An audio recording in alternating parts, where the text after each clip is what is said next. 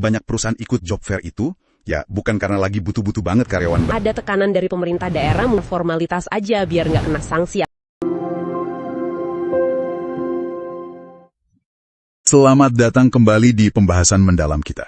Oke, kali ini kita akan coba telusuri sumber yang Anda kirimkan ya.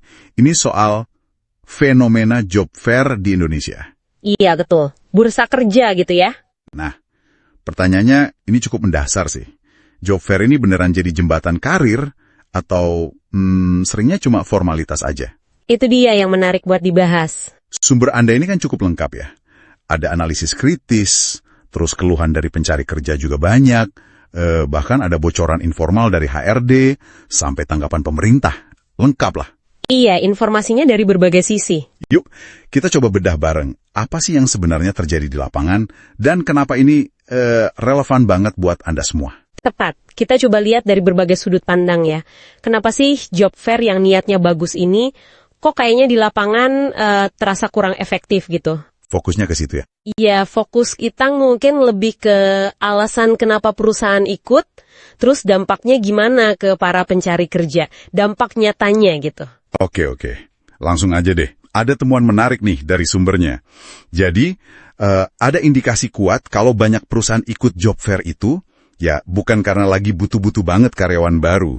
Oh iya? Terus, karena apa dong? Nah, ini dia.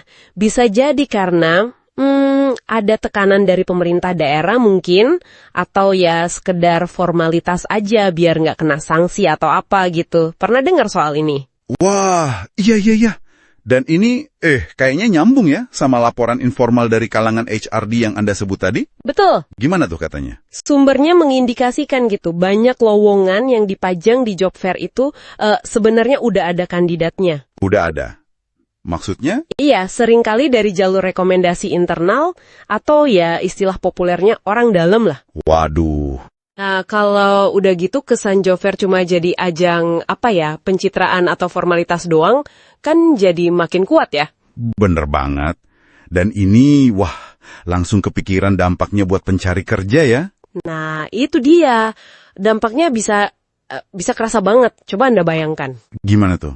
Ribuan orang datang kan, udah keluar ongkos, belum lagi waktu, tenaga, desek-desekan, penuh harap gitu kan. Tapi ternyata lowongan yang diincar itu mungkin nggak nyata, atau tadi itu udah diisi orang dalam. Wah, itu kecewanya pasti dalam banget. Sumber Anda juga nyorot ini. Iya, kebayang sih. Belum lagi masalah teknisnya ya.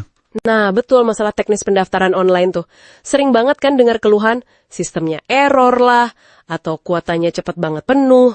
Itu kan nambah frustrasi lagi. Jadi udah susah payah dateng, mau daftar aja susah ya? Iya, dan ini bukan cuma soal teknis loh ya. Ini udah nyentuh isu keadilan sama transparansi rekrutmen. Kalau koneksi jadi lebih penting dari kualifikasi, terus gimana nasib kandidat yang bagus tapi ya nggak punya orang dalam? Benar juga. Berat ya. Terus, dampak psikologisnya gimana? Pasti ada kan? Pasti ada.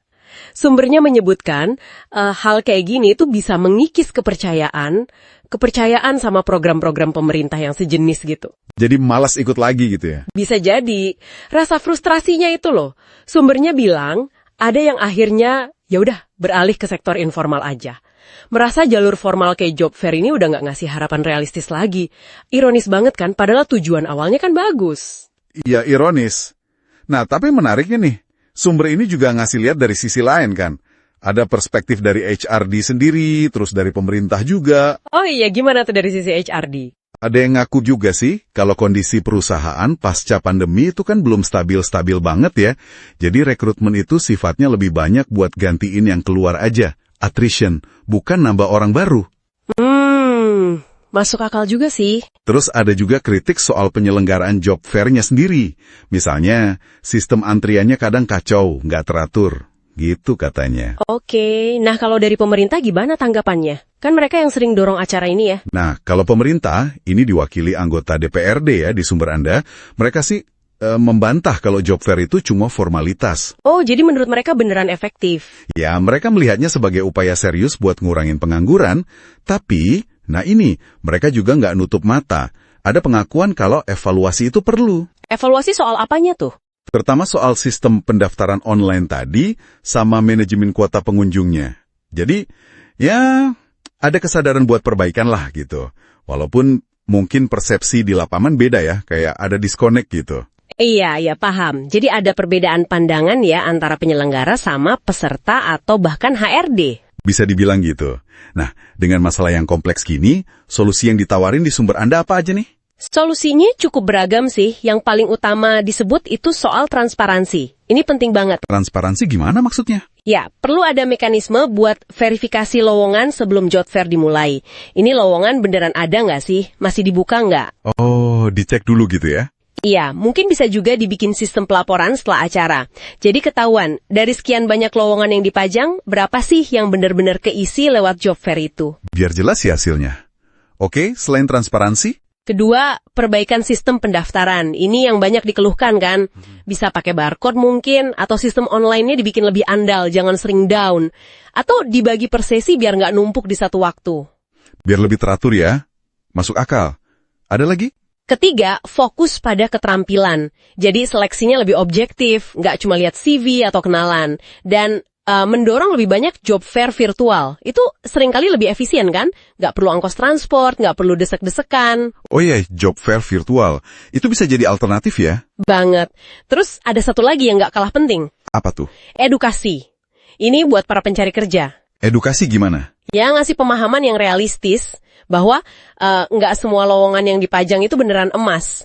Jadi Anda sebagai pencari kerja juga perlu pinter-pinter. Maksudnya? Ya, proaktif juga menjajaki alternatif lain. Jangan cuma ngandelin job fair. Kan banyak platform lowongan kerja digital sekarang. Atau ya bangun jaringan profesional sendiri. Bahkan mungkin wirausaha kalau ada peluang. Oke, jadi jangan terpaku di satu cara ya? Intinya gitu. Dan semua solusi ini ujung-ujungnya butuh kolaborasi. Pemerintah, perusahaan, komunitas HRD, ya harus duduk bareng lah buat benahin ini. Oke, jadi kalau ditarik kesimpulan ya, jelas banget ada semacam ketegangan ya antara niat baik job fair ini sama realita di lapangan yang seringkali mengecewakan buat pencari kerja. Betul sekali. Sumber ini nunjukin, tanpa ada perbaikan nyata di soal transparansi dan sistemnya, job fair ini berisiko cuma jadi acara seremonial aja, kepercayaan publik bisa hilang, dan efektivitasnya buat ngurangin pengangguran, ya dipertanyakan.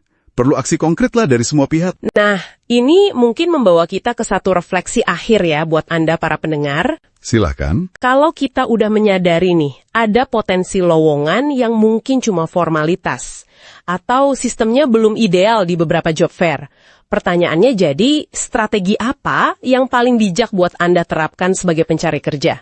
Menarik pertanyaannya. Iya, gimana caranya Anda bisa tetap mencoba memanfaatkan peluang yang mungkin ada di acara semacam itu, tapi di saat yang sama, secara cerdas juga Anda tetap mengejar jalur-jalur lain, kayak platform digital tadi, atau ya aktif membangun jejaring profesional Anda sendiri. Itu mungkin yang perlu